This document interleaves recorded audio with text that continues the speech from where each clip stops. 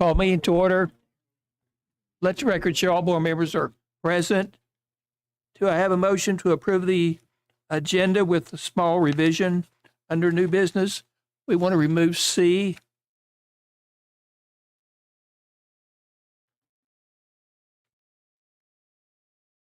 Which is consideration of the clinical thing? Yes. So do I have a motion to approve the agenda with the modification? I move we approve the agenda with the modification that was stated. Motion's moved and seconded. All those in favor say aye. Aye. Excuse me. No recognitions. No delegations. Board reports. Judges. Can't I talk? Ms. Smith? I'm good. Ms. Hambrick? Mr. Snuffer? Just been down at Liberty watching, I think they've quit a little bit. Gary's here, but they were working on the track, but now they're left for a while maybe. That's what I figured. They took off of holiday. So they, but they had the asphalt done and got that looking good and everything on that. And I was going to bring up about the mowing, but they mowed this week too. Got Liberty mowed. How does that work in the summertime? How does we contract one janitor do like number of schools, or how do we do our mowing? All of our schools have at least one 230 custodian. Okay. So it is the responsibility of the That schools. person at that school. Yes. Because, you know, I mean, Fairdale looked excellent the other day. I mean, that Hoover did it, and so did Trap Hill, but Liberty got grown a little long there, but they've got it now. They've got it. Yes. It would be the school custodian's Cool, so in responsibility. there, okay. Aspen's out of the, did they do some stuff out there? Or are they just parking their trucks? I really can't speak for Aspen. Woodrow has multiple 230s, and the 230s there, I do know, take care of the grounds. I've seen them on their zero turns. I know Aspen has helped us with some of the landscaping at the auditorium in the past. So, Yeah, and that's right, yeah. I believe Rom and Thomas, I believe they're in communication with Aspen about doing some landscaping there at the wetland project. So perhaps that's why they're there now. But the 230s take care of the grounds. Okay. Thank you. I don't have anything. Archer Starcher. I don't have really anything tonight other than Park Middle. We're still navigating some situations there. It would appear that the gym will be open in the fall for, it appears that way, but we have had some issues over the last couple weeks we're dealing with. So I know I'll be leaving on vacation, but hopefully when I get back, our next progress meeting, we'll have some good news. It's more on phase 2 of the project as opposed to the gym side. It's the other side of the project that has us a little concerned with where they're drilling those holes to stabilize the football field and track. So hopefully I'll have a better, I can give you a good update when we come back. But if that is something we're working with some engineers on, structural engineers, but hopefully I'll have a good report that I can give you on the 22nd. Good. Right now the gym's good. We did the contract. I mean, the architect issued a non-compliance on the gym floor. You will recall, the lines, the park P in the center and the volleyball lines weren't on the court properly. So Radford tried to just take off the volleyball lines and scoot them, like move them on the court, but it left, you can still see lines that don't belong there. They're not white, they're not volleyball lines, but they're lines on the court. So we obviously didn't want that on the court. So ZMM has issued a non-compliance or non-conformance. I don't know what that C stands for, but anyway, it's non-compliance or non-conformance. It's an NCN. They've issued it on the floor to have that fixed. But other than that, the gym is progressing. And we should be able to use the gym when students return. Well, actually, prior to their return. in August for when the athletes come back, August 11th. We should be ready. We may not have bleachers August 11th, but we should have bleachers by the end of the month when students are there. I know we're doing a lot of work on a lot of schools and everything and a lot of the playgrounds and stuff. Would it be possible maybe to get pictures of that and we could present it at a board meeting so we could see the work as we go forward? Maybe once a month or something on all the stuff we're doing?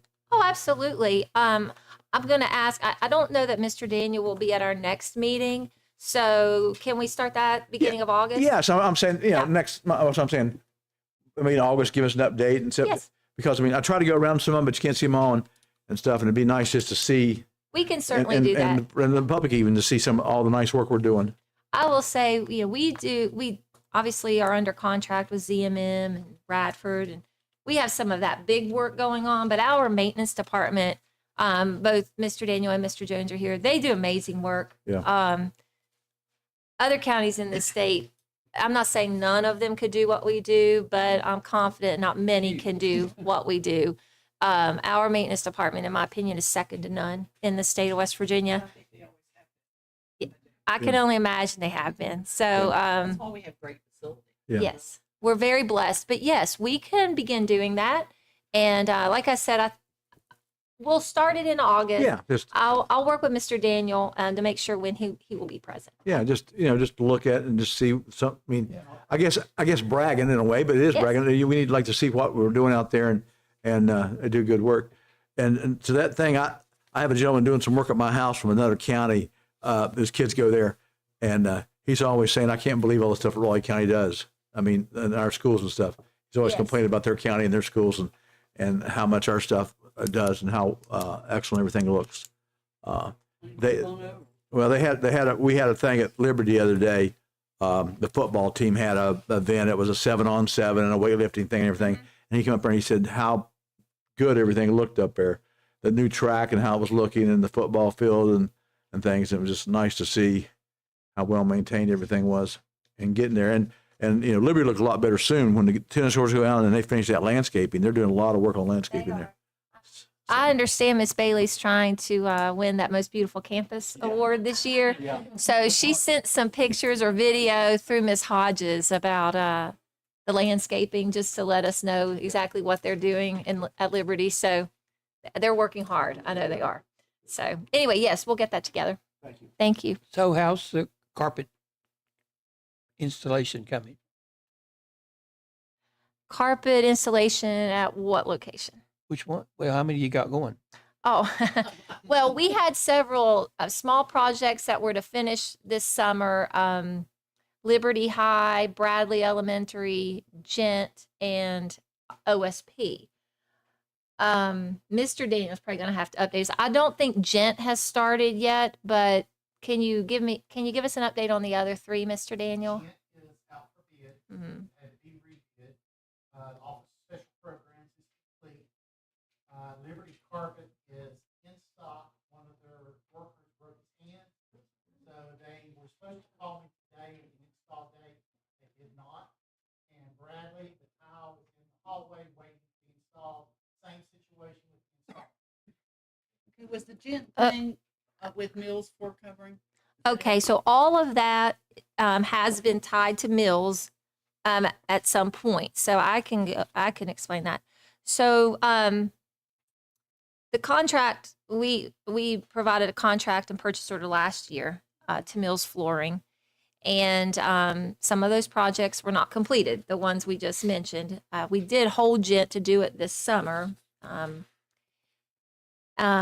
So we have we've worked with counsel for Mills to inform them that they do have to complete all those projects just mentioned, except Gent, by the end of this summer before students return. We've given them a hard date on that through the council. The Gent project, we were informed by council that Mills cannot do that project any longer. So we put it out to bid, as Mr. Daniels was talking about, but now we're just in that process. So it is our expectation that all of those other projects mentioned will be completed before students return we hope we can get Gent finished before the school year begins, but it's going to be tight. But they were all connected with meals in some way. Yes. Anything else? No, sir. Thank you. Okay, moving right along. Oh, can I say one more thing? Yep. Sorry. It's been a long day, but we do have a new director with us this evening. Tammy Akert is back there. She's our new director of special programs. So I want to welcome her and thank her for taking on that task of directing the Office of Special Programs. So anyway, welcome, and you'll be seeing a lot more of her. Thank you. Data discipline report, Ms. Lewis.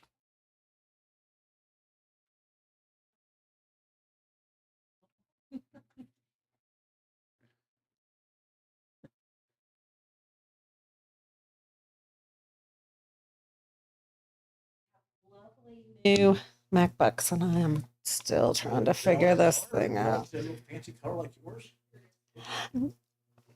No, the county is generous enough to provide us the MacBook. I ordered my own case. Yeah, it was. Yeah, it's my favorite color, the ocean. Good evening, President Ford, Dr. Starcher, and board members. I would like to give you the additional data that was requested from the last meeting. If you will remember, in our white subgroup, we had 6,771 students who did not receive a referral. We had 1,857 students that did. I think it was Mr. Snuffer requested the amount of repeat offenders. After looking and looking and looking, it was not to be found. So I was able to print out 35 pages of names of repeat offenders. I went through each student that was a repeat offender, highlighted them, checked their race, and found out that 232 white students were repeat offenders. Okay, of our Black subgroup, we had 440 students without a DRF, 365 who had a DRF, and 70 repeat offenders. Multi-race, and that's multi-race, just 2 or more races. 417 students did not have a DRF, 192 did, 13 were repeat offenders. Now, the percentage of those repeat offenders that had greater than 1 DRF in our white subgroup, 12%, Black subgroup, 15%, and multi-race, 6%. So I hope this clarifies any additional questions that you had. What were those percentages again? Over on the side. They're on the side Side. of the graph. It does, and it points out to, I think, everybody that comes down to about 320 students who are repeat offenders. If we can focus and address those, we could really, I mean, Sure. you can't, I mean, but it's just, I was curious because I recognize names as I'm going through repeat offenders. 2 years in the job, I'm starting to know names now. I was very interesting to see of these repeat offenders. They're not, it's like level 1 violations, not having a pencil, not being prepared for class.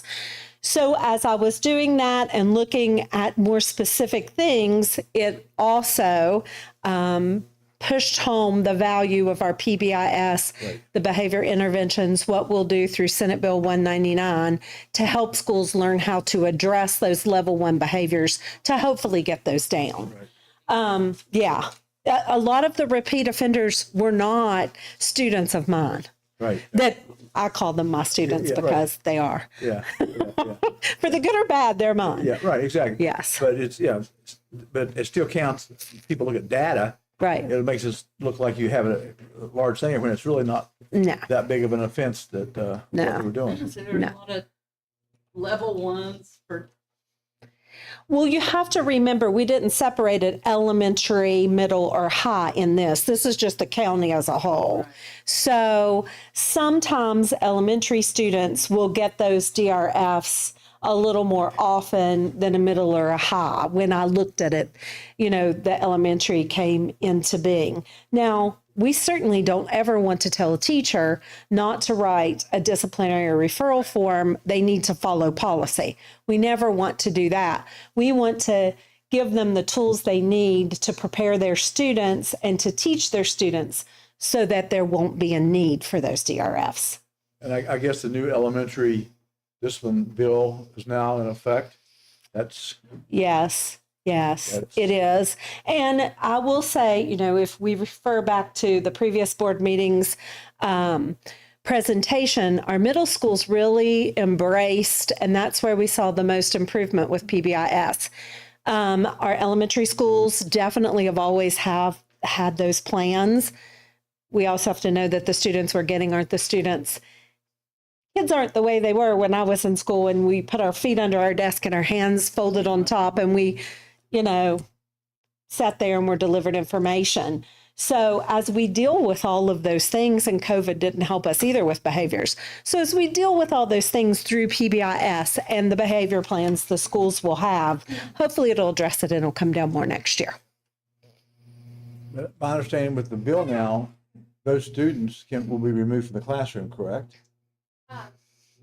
There are Elementary? specific procedures that have to be followed before, Do we have in to or- have policies for that?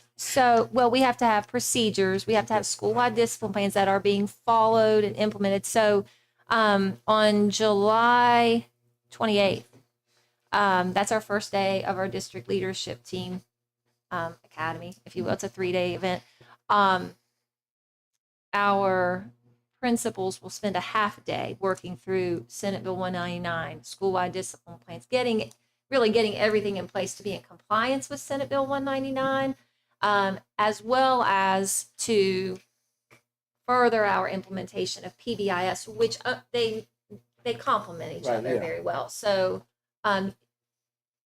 We Yes. were already doing that. yes, And so well, this- we've been implementing PBIS, but Ms. Lewis can correct me. I wouldn't say that any of our schools are fully implementing PBIS. No, Okay. we're on our way. And just like everything, we have schools further along. And this was kind of a slow and steady. We just didn't want to throw things out there. And there's evidence in all of our schools that PBIS is being implemented. Some schools are at a better process along, so that this year we'll just refine that and get everybody on board. And as I said at the last meeting, some of the work, like we had our first behavior leadership team, district team meeting yesterday. We'll be meeting once a month, but this work that we're doing with behavior will also support the disproportionality that we're experiencing over the last 3 years. So I'm hopeful, like Miss Lewis said, that these numbers will see an even greater decline in them next year. And I do believe all of our schools are moving along the trajectory.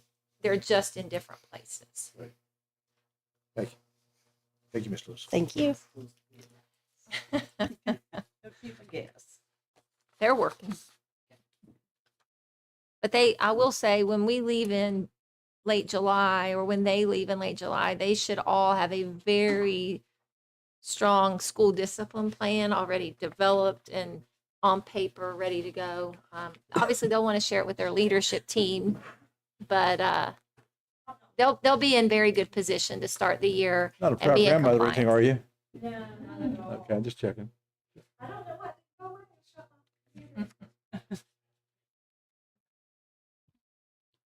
Okay, we have no unfinished business. Policies and procedures to be placed on 30-day comment.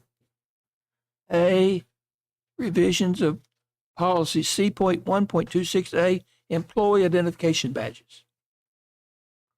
Okay, board members, we have several policies tonight. This first policy, it has been titled Employee Identification Badges. We've revised that, or we're proposing revisions to it to not only include identification badges, but crisis alert badges. You'll see section 2.2 is new, completely new. Mhm. And then section 3 is completely new regarding use of badges.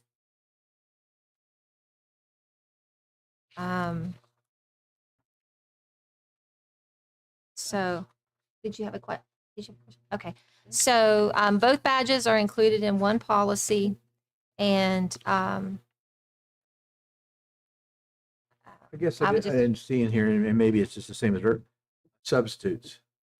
How will we handle them with those identifications? okay, with the new type of badge, Yes, ma'am. the schools will have extra badges, but then I also, Ms. Colvin has been working on this, but I believe, will substitutes have a badge or they just receive it at the school? At the school, yeah. At the Each- school they go to, okay. I think it's And then 10%. Is it 10% that we will have extra at each school?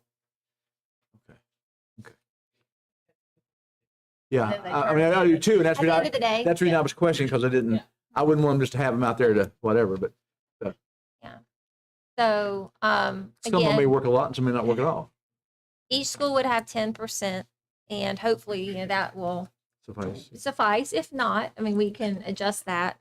And then you'll see in number 3.4, no, I'm sorry.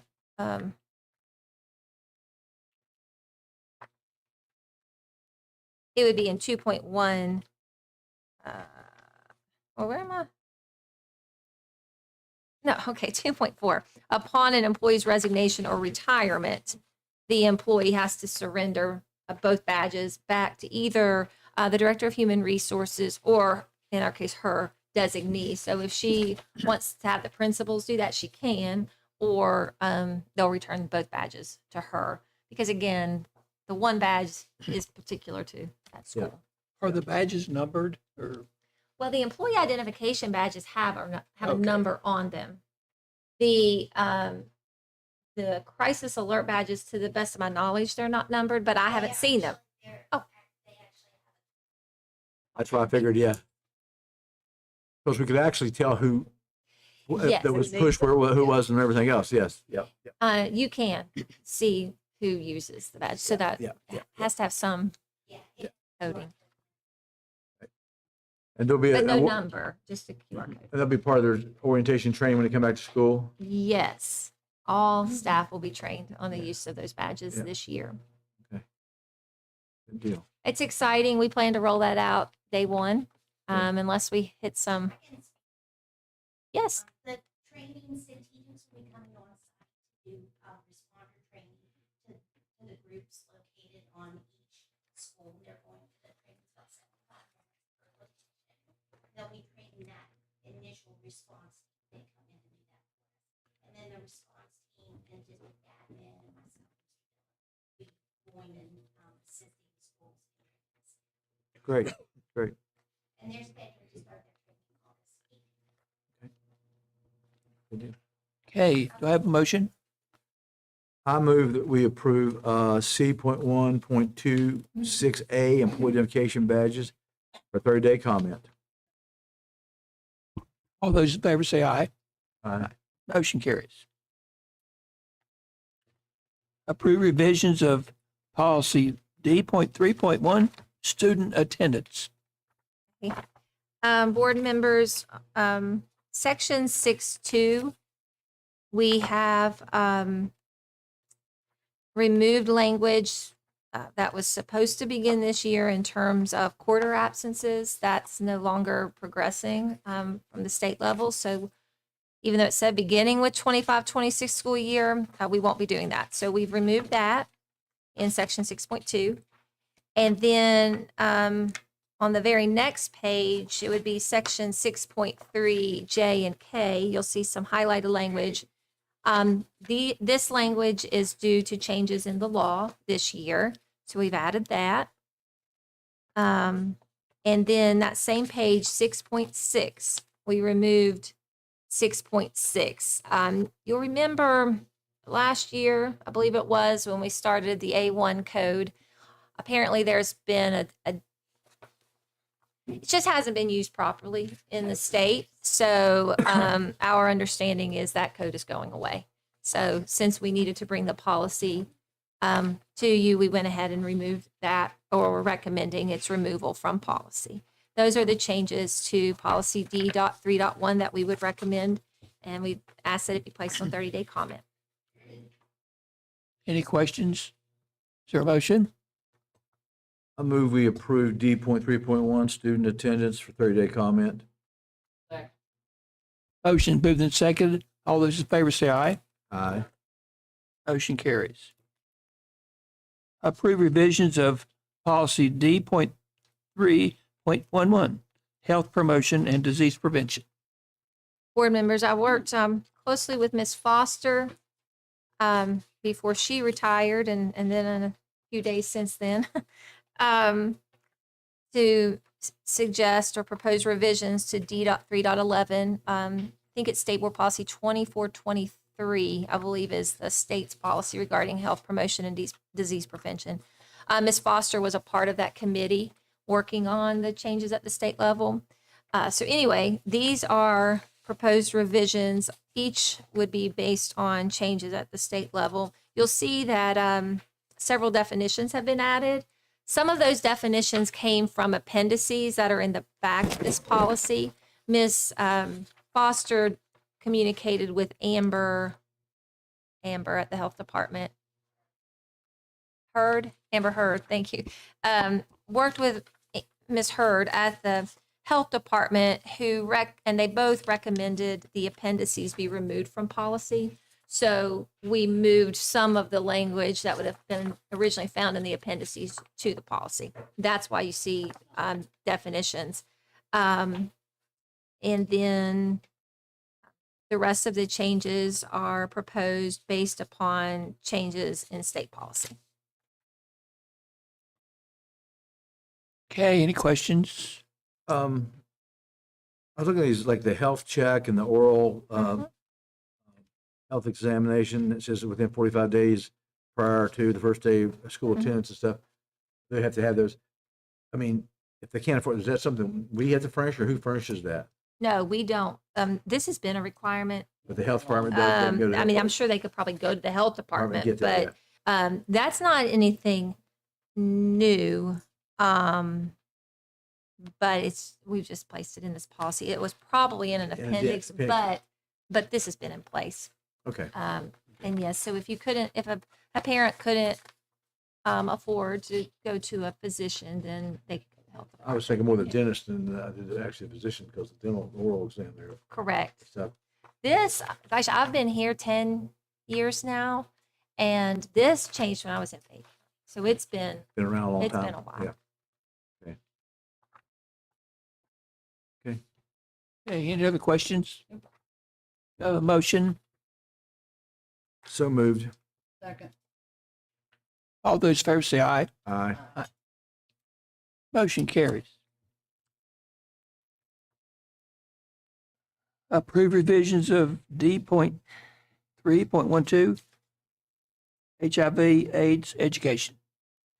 Board members, again, due to some changes last year and this year regarding HIV/AIDS, STDs, STIs, we've proposed some minor revisions to the policy. It looks like it's more because we're listing out HIV/AIDS, STI, STD. So it looks like there's more of a change than there really is, but we did want to make sure we included not only prevention, but transmission and spread. We're to be educating on all three of those things. That's specified in state policy. So you'll see that language in multiple places. We also, if you look at 4.2, we needed to clearly spell out that parents and guardians may exempt their child from this instruction. Right. We had forms at the back of the policy. You'll see our forms and like letters that can be sent home and notifications sent home. But we didn't really specify that in our policy, and that is a requirement. So we did add that. But again, the rest of this looks like it's more because we had to add the STI, STD piece. But those would be the two main changes: prevention, transmission, and spread, and then notification to parents. So with those changes, we would ask that this be placed on 30-day comment. Move we put D.3.12 HIV and AIDS education out for 30-day comment. Motion's been moved and seconded. All those in favor say aye. Aye. Motion carries. Approve revisions of policy D.3.27, automated external defibrillator. Thank you, Mr. Ford. Again, this is a policy I worked with Ms. Foster on before she retired. There were some changes to the law that governs AEDs. That's section 18522E state code. So there were some changes to, well, that's the section of law that governs CERP. If you remember the cardiac emergency response plans, which tie into our AEDs, there were some changes to that this year. So we wanted to make sure we updated this policy regarding CERP, and you'll see that on page 2. We also wanted to tighten up how we're handling our sports AEDs. If you recall, all of our athletic teams have to have access to an AED, and they have to travel with an AED. But if you look there on page 2, in section 2.3, designated sports AEDs shall be available and signed in and out by the coach for practices and events. Not all of our AEDs are making it back for the nurse to check off or to make sure we're just in compliance. So we want to tighten up what we're doing with those sports AEDs. That's the reason for section 2.3. And then in 4.4, we've added that we do have to report to our medical director if an AED is used. So you'll see that in 4.4. That's a requirement in the law. And then we added the CERP section there at the bottom, section 6. I will use this opportunity to say, last year we held more like regional CERP trainings. We're not allowed to do that anymore. They have to be site specific. So anyway, there were some changes, as I said, in 18522E regarding CERP. And we wanted to make sure we got that in this policy as well. So we would recommend this be placed on 30-day comment. You said that, like, even on away games, they're supposed to take those with them, correct?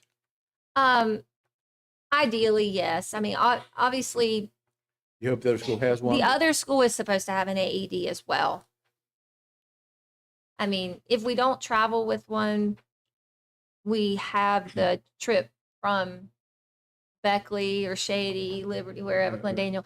We have that trip to make without an AED. So ideally, yes, the AED travels ideally. Right. But we do know the other team is required to have one. Especially the ones in Raleigh County, yeah. Yes, one's in Raleigh County. We have a bus trip, but our schools, as far as I'm aware, are very well equipped with their sports AEDs. No principal, to the best of my knowledge, no secondary principal, has indicated any concern with the number of AEDs for sports that they have. Move we approve D.3.27 AED guidelines for schools. Motion's moved and seconded.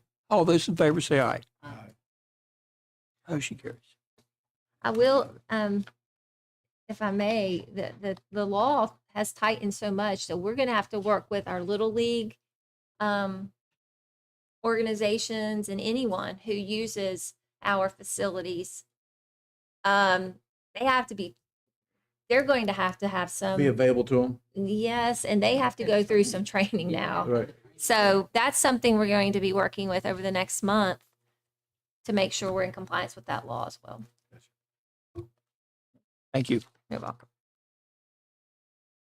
F, approve, repeal, and replace a policy C.1.29, use of cell phones and electronic signaling devices in the schools. Mr. Ford, the next two policies are the exact same. They're cross-filed. One's in the employee section and one's in the student section, but they're the exact same. So my recommendation is that we repeal our current cell phone policy. And you'll see both of those in your folder.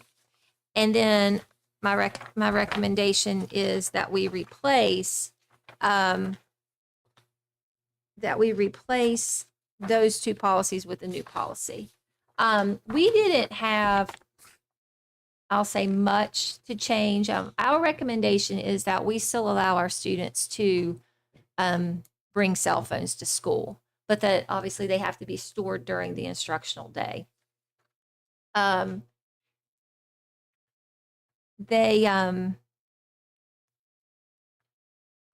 law does not require us to take those devices to store them, as long as we tell our students the how and where to store their devices. So the way our policy was already written, it said that they could store in their locker, pocket, purse, or backpack.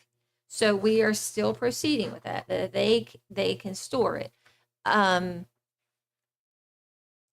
that they just can't use it during the instructional day. We have defined the consequences for the first offense, second offense, and subsequent offenses. We've done that. The first offense is just, a conference with the parent and the child. The second offense is 1 day of ISS, and then the third offense is 1 day of out-of-school suspension. Subsequent offenses could be the out-of-school suspensions could increase. I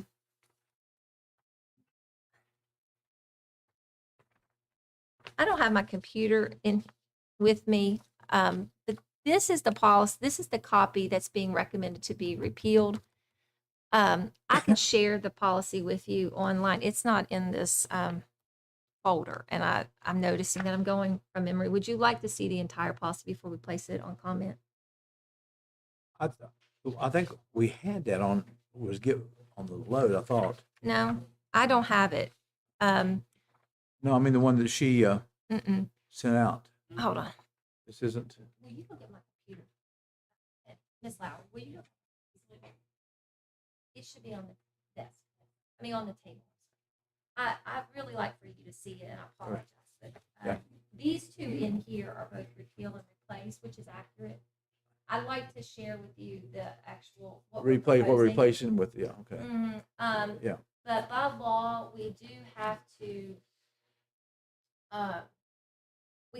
provide first offense, second offense, and subsequent offense consequences. We have to do that. So I'm talking without my speaker. I'm sorry. Thank you. If you just give me one moment.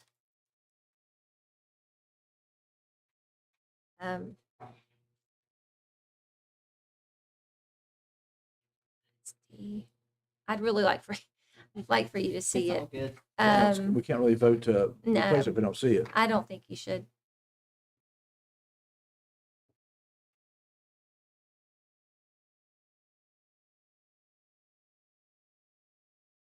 Okay. Here we go. All right.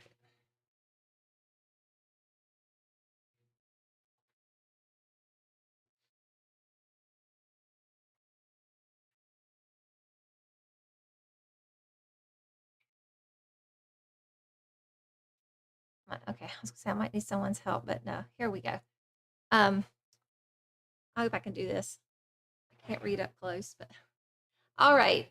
So you'll see much of this in the beginning remain the same. Okay, we've recommended a change to section 2.1, just expanding the definition of electronic device. It used to say electronic signaling device. Taking the language from state code, we've changed the definition of electronic device. This part here at the end, cell phone, tablet, laptop, smartwatch, gaming system, that's what was added in state code. Classroom setting, obviously we just defined classroom setting. That will come into play when we talk about the rest of this policy, but classroom setting, you'll see it's classrooms, gymnasiums, common areas, any other area and it's during the instructional day. The instructional day is defined in 2.4. It's the instructional day begins at the first instructional period all the way to the end of the day. So currently in policy, our high school students can use, Yeah. they can't any longer, and this is the law. Okay? This is the law. So from the time they get to school till the Till time they they leave. leave school, they can. And they can't Well, do from it the when- time the first period starts. So, students in the gym waiting for class to start, they can have their phones, but Dismissal, the first bus at the end of the day. correct. And that is the law. Okay. Student use of cell phones. So here, 3.1, all students may use a cell phone before or after school while on school property. Some counties have said you can't use them at all, Yeah. even during extracurricular events. That's not in the law, and we chose not to do that. 3.2, this is where we get at the where and how you store. So they must silence and store their cell phones and devices in an appropriate storage area. We define appropriate storage area. That's coming straight from our current policy. And the next line, cell phones should not be visible or be used on the school bus unless the bus operator approves. That's in our current policy. My question is, get this smartwatch on right here. Not allowed to have them. That's what I'm saying, because, I mean, yeah, it keeps time, but I can do anything. My phone could be somewhere else. I can do a lot of stuff on my watch. If Yeah, you but that's look, on the- They added that, but that's the thing that you're going to have to, I lot understand of- that. a lot of people have a smartwatch. I understand that, but the law. I know what it says. I'm just saying that's going to be a sticking point that people are not going to think, well, cell phones, but they don't think about the watch thing. Well, to that point, once we get through this policy revision process,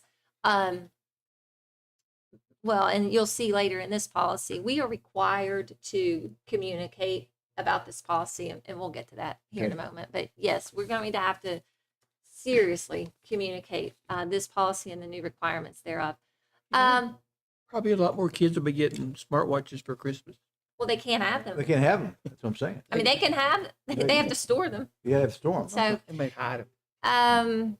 okay, moving on. 3.4, this is something we will be working with our principals at the end of the month. This is going to be very important. Each school shall develop and publish protocols regarding how parents and guardians may communicate with their children in a manner that does not distract the student in the learning environment. And it goes on there. This has to be ready to go at the beginning of the year. Again, this is language directly from the law, so it is required. 3.5, these are exemptions provided for in the law. Obviously, the first group is medical purposes. We already had medical purposes in our policy. We did not have the work-based learning program specifically, so you'll see that in 3.5B. 3.7 is very important. That's required in the law. All schools shall document all violations of this policy in WEVAS, specified in the law. It could prove to be. 3.8, 4.1, I'm sorry. This is the section I was speaking of earlier. Section 4, this is all new or all proposed for us, but we are required to identify a response to offenses. So first offense, this is where the student and the parent or guardian must have a conference with the parent. It could be a phone conference. It could be a face-to-face conference, but it does have to be, a conference, and then the phone would be returned to the parent. 4.2, 1 day of in-school, phone returned to parent. Well, it's device. I'm saying phone, but it's any of these devices. And then 4.3, 1 day of out of school, phone or device returned to the parent, subsequent offenses. The out of school suspension may be increased. And now this is important. It says, and the privilege of possessing a personal electronic device at school may be prohibited. You will see that last sentence. A conference shall be offered to the parent to discuss the reasoning for the prohibition. If we prohibit the student from bringing a device to school, the law requires us to offer that conference to the parent. Okay, I got you. Section 5, this is language that we already had in our policy, and we wanted to keep it, but you can see this is for the consequence for any use that's not specified here. So these are, the way we look at Section 4, these are just basic offenses. Section 5, this came from our current policy. You can't use them during school-wide emergencies.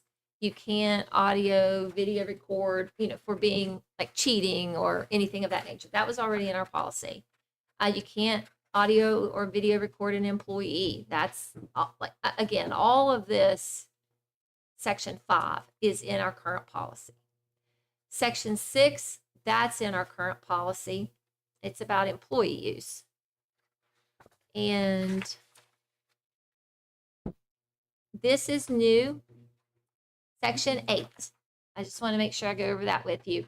A copy of this policy shall be provided via our website, as well as school websites, signs on school property, student handbooks, newsletters, and social media. Due to the timing of this policy being out on comment and seeking approval, I did include the language inserts for that handbook are acceptable for the coming school year.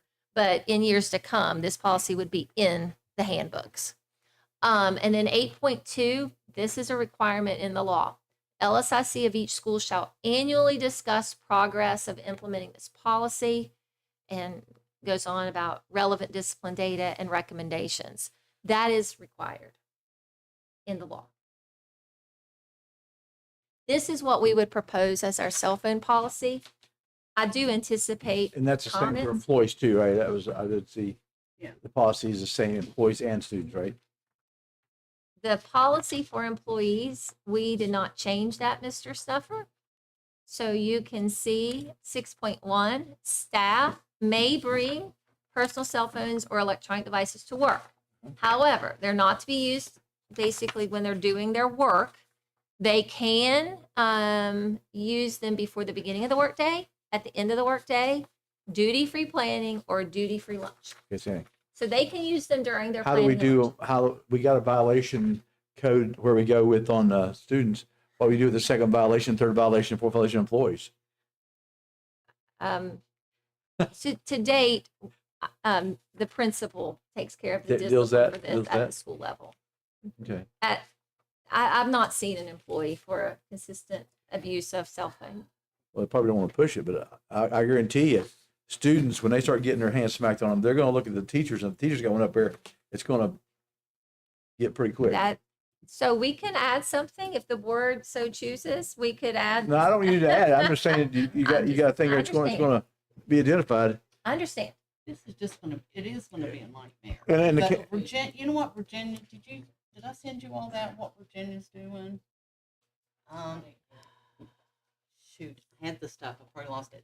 Anyway, they have these pockets that the kids get, and they put all the stuff in, it's locked, they get it when they leave. Mon County does I that. mean, We estimated for us to buy those secure pockets, it's over $1 million.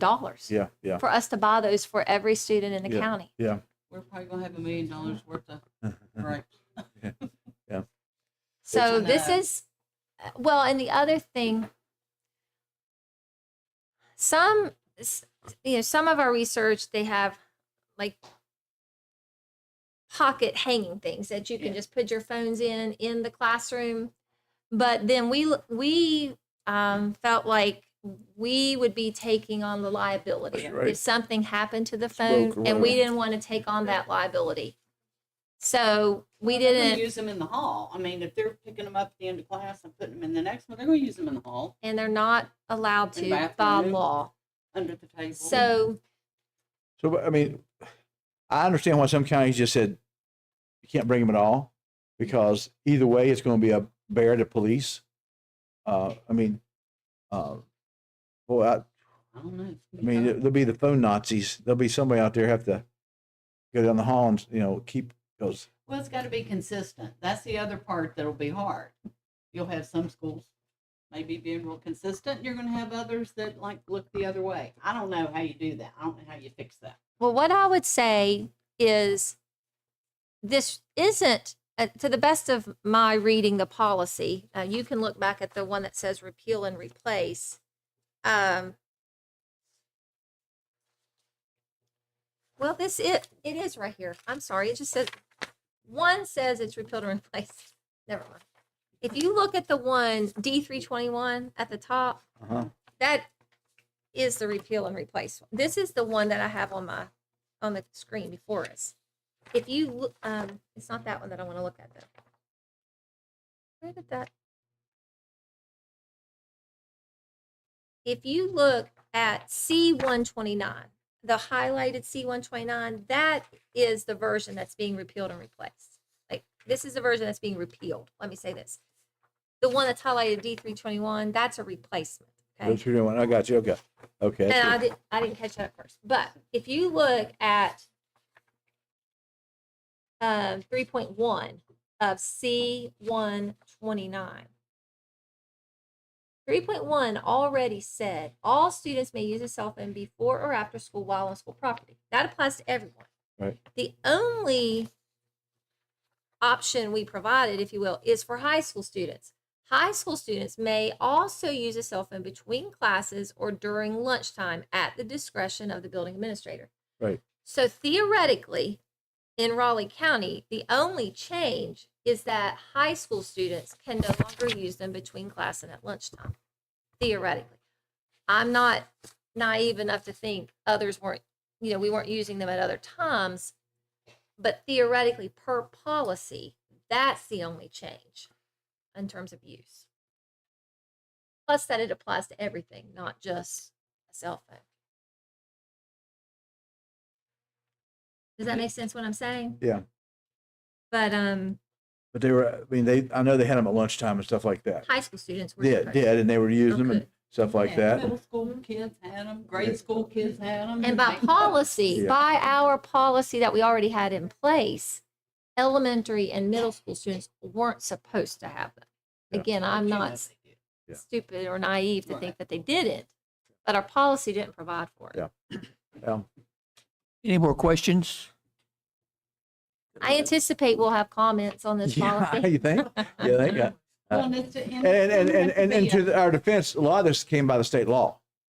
Well, the only thing, there are two things that I see that aren't clear, specifically dictated by state law. One, we had the choice. Do we allow students to bring phones or devices or not? Right. Based on how we drafted this policy, we would still allow them to bring them. That was our first choice. The only other choice that we had is the consequences. The law says we have to specify them in our policy, But then say what but they we gotta get be. to choose what those consequences are. Some counties that we looked at are suspending for 3 days, 5 days, out of school suspension. I mean, we And did, that's what makes this thing. Yes. but that's what some counties chose to do. And that's their choice. But we are proposing what we have in section 4. Well, It's gonna go back to communication. I mean, you're gonna have to. I get the parents on board is all I know. I know. They gonna I get- don't know how you do that. well, the one thing I saw in there, the cell phone rings, that's a violation. It already was for Yeah, us. but we didn't enforce it. So No. we can't even get our board members up here to keep our cell phones turned off sometimes. Hey, All of us. Yeah. So it's kind of, I'm serious. Let's just be honest about the situation. We're out there it's what happened. So that's just a thing. it's gonna be hard. But it's gonna be I feel sorry for the administrators who have to enforce it because they're the ones the parents going to come in and ream out. And consistency. You're gonna have one that doesn't, one, so I don't know, there needs to be something in there where you follow through with that if they're not being consistent. And that'll be up to Yeah. our people watching them, thing. Okay. Hey, do I have a motion? Yeah, can we, if you don't mind, we'll just put those together and make the repeal and replace of 2.129 as a repeal, and we'll replace with the 3.21, use of cell phone electronic devices. Your Just a- second. A second. You include both of them, right? Yes. Yes. Okay. All those in favor say aye. Aye. Motion carries. The following are policies to be placed on 30-day comment. Approve the new policy D.3.9. Accounting systems. Mr. Ford, these two policies have completed the 30-day comment, and we Oh, did that's right, I'm not. sorry. That's okay, but we did not have comments on either one.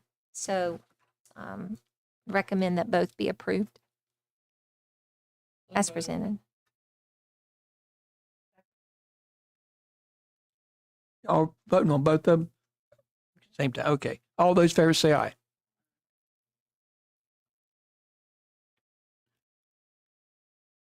Consent items A through F. Can we vote on those together? Do we need to pull them out? Move we approve the consent items as were submitted to us. Move we approve the consent items as were submitted to us. I'll second with a comment. In looking through the bills, and this, I've known this for a long time, but it just hit me again. We really support a lot of businesses in Raleigh County. Yes, we do. I mean, truly. If you look through that payment of bills, yeah, Sure. we are adding a lot to the economy because there are so many local stores, businesses, and so forth that we give lots of money to. Dr. Hutchins, I said this a long time before. Schools are our economic catalyst in Raleigh County. Oh, They, yeah. and every time we have a levy or a bond or whatever it could be, whether it's construction, whether it's our normal day-to-day operations, we provide not only jobs, but we provide purchasing of materials and stuff. People underestimate the economic impact of schools, especially Raleigh County schools in this county. Many. And we're blessed to be able to do that because we have taxpayers who give us the funds to do it. Of course, we buy a lot of other stuff too, but there's a lot of local businesses. Okay. Do you have a motion? Second. And I second. All those in favor say aye.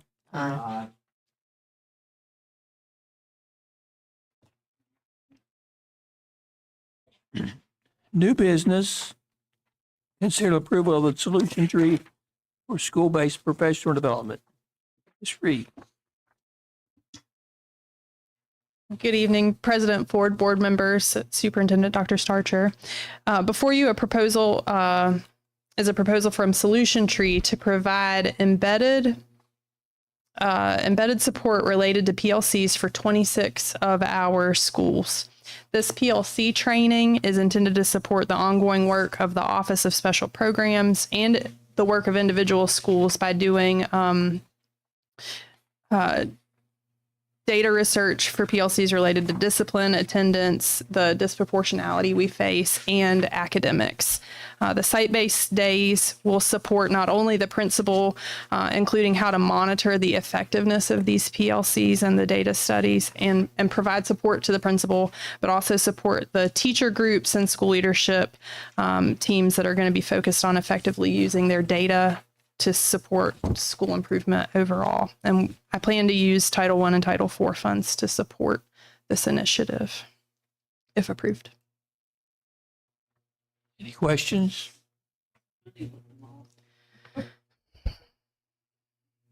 It's, Have a it's, motion? oh, May I ask a question? it's, I think the right word is impounded right now. That's what she told us today, that it's impounded. When we go in pounds. Well, apparently, and again, Ms. Reeve can correct me, but I believe the Secretary of Education has till the end of September. She can hold the money, impound it through September 30th, and if that happens, then she can send it as a block grant. I think so. That's our understanding. Based on what Ms. Reeve knows as of today, it's of great concern we will no longer have Title II, which provides a lot of support for our schools, all schools, in professional development and some of our specialist. But we are very concerned we will lose that full funding this year. Although we don't receive a lot of money through this, the expectation as of today is we will lose Title III funding.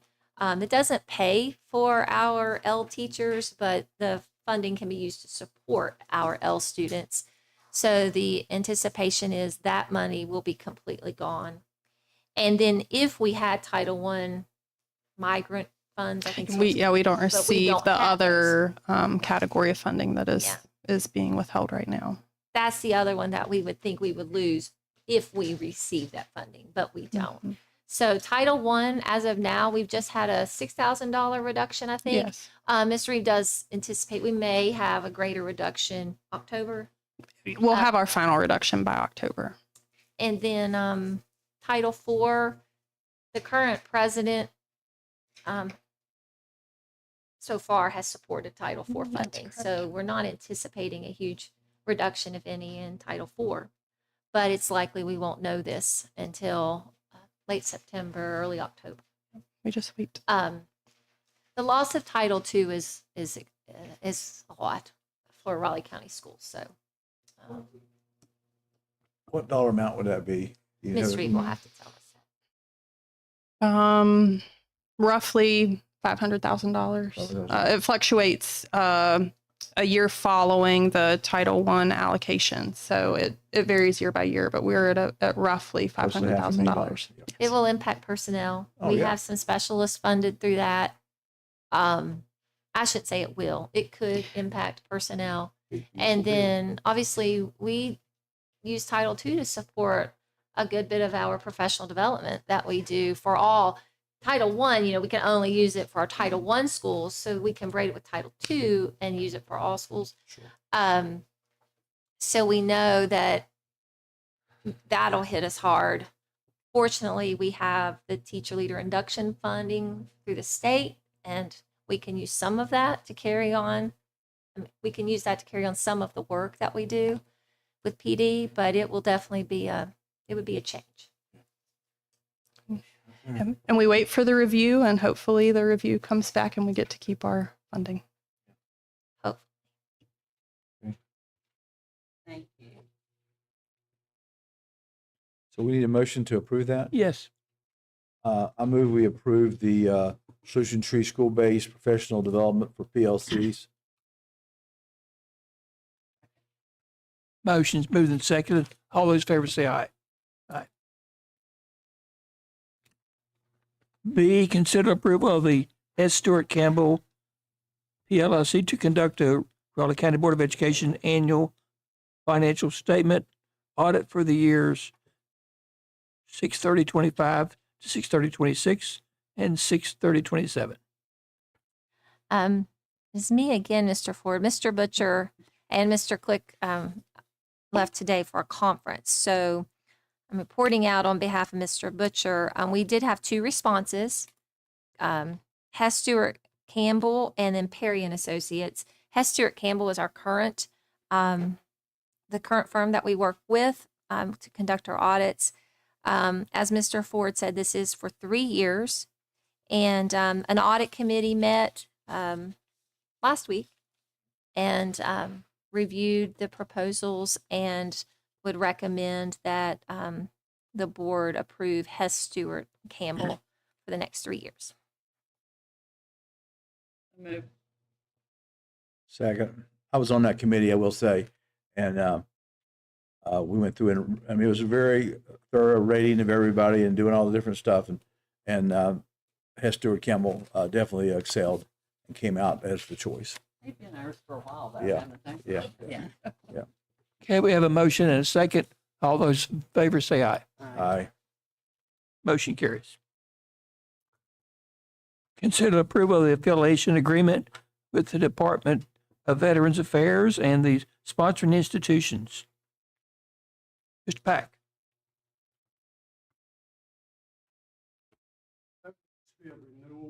That'll just be a renewal of a contract we have in place for our adult phlebotomy students to practice at the VA. Anybody have any questions?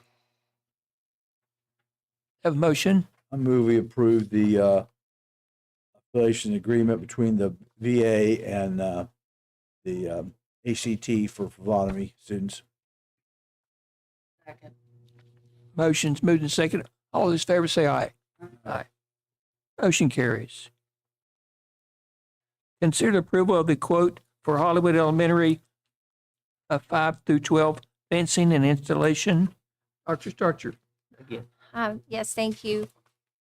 Normally, we would not bring an item that only is 35,000 to you, but we wanted to bring this because it goes along with the next item for the total playground. So you'll see this is fencing for Hollywood Elementary in the amount of $35,100. That would be combined, should the board approve the next item, that would be combined with the Burke quote that you would see for Hollywood, totaling, that quote totals $348,614. So I would recommend the fencing proposal submitted by Denler be approved. Y'all have heard the recommendation. Have a motion? I move we approve the fencing and installation as was submitted to us. I did one question on there. I mean, I was reading the thing. Remove all the mulch and timbers and haul the mulch to Shady Springs High School. They're gonna.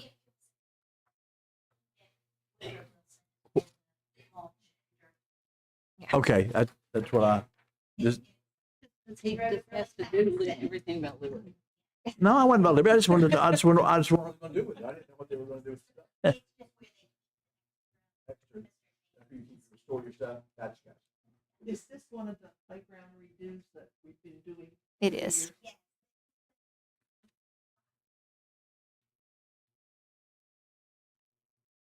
And soon you will see the complete playground at Daniels. Mhm. Okay, we have a motion and a second. All those in favor say aye. Aye. Consider approval for the quote for Hollywood playground equipment and installation. You can see that there, it's a Burke quote. They are on a co-op. But yes, this is a large redo. I will say that we've been able to donate some of the equipment to the city of Beckley. I think they already came and picked it up, but we weren't able to continue using it. But the city did come, and we would recommend that this be approved for Hollywood Elementary. I move we approve the bid from proposal from Burke for the redo of the playground at Hollywood Elementary. Motion moved and seconded. All those in favor say aye. Aye. Aye. It's amazing though. I show my age on what a playground costs today than what a playground used to cost. I mean, I've been around a while, and that should have been. It's a little bit more than inflation on that one, I'm afraid. Just wait till you see the Daniels playground. I mean, Hollywood is how many students roughly, Miss Hodges? Miss Akerd, about how many at Daniels? You can only imagine what that quote's getting ready to I know look what it's like going for to be. Yeah, I Daniels. know. Yeah. It's going to be expensive, but Dude, we had rocks and dirt. not on our playgrounds. I had a playground. Yeah, but Rocks and dirt. you had a wheel you run around. Yeah. We had a big tree in the middle of the thing there at Fairdale where the school, the new school is, and there was a hollow there. I call it my thing, a holler. And you would run down to that tree and back and forth. That's what you did. And then they had some teeter totters and one of those things that spin around that kill people. You jump on it. You see how fast you can go in and see if you can throw them off and break your head or something. But and swings, and those were good days. They dust it off and move on. Yep. Okay, progress. Yeah. Approve superintendent's recommendations for personnel 2020, 25, 26. My recommendation is as presented. No corrections. All No right. corrections. I move we approve superintendent's recommendations as were submitted to us. Motion moved and seconded. All those in favor say aye. Aye. Motion carries. Thanks for coming. That's all we have on our agenda. It's meeting in the future. Yes.